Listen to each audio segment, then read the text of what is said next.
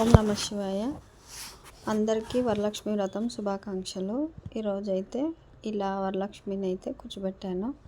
మా ఇంట్లో వ్రతం చేసుకుందామని ముందుగా ఒక కుండలో అయితే పరమాన్నం అయితే వండుకున్నాను.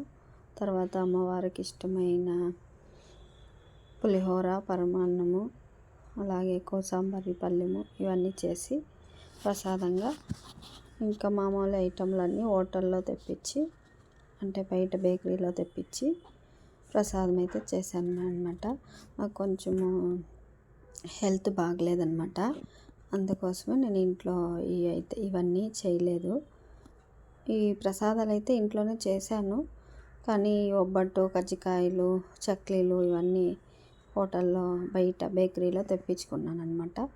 ఇలా వరలక్ష్మి వ్రతాన్ని అయితే ఇలా ముగించుకున్నాను. చాలా చాలా సంతోషం అనిపించింది. నేను చేయలేనేమో అనుకున్నాను, ఎందుకంటే నా హెల్త్ బాగలేదు కాబట్టి.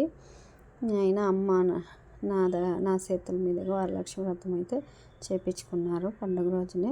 అలాగే నేను ఈరోజు చిట్టి చిట్టి పాదాలు చేశాను అమ్మవారివి. అంటే ఇది యూట్యూబ్లో చూసినే చేశాను అనమాట. ఎంతోమంది పెద్ద పాదాలు చేస్తుంటే నాకు ఇష్టమయ్యి నేను చిట్టి చిట్టి పాదాలు చేసుకున్నాను. మా వరలక్ష్మి అమ్మ చిట్టి పాదాలు ఎలా ఉన్నాయో చూడండి.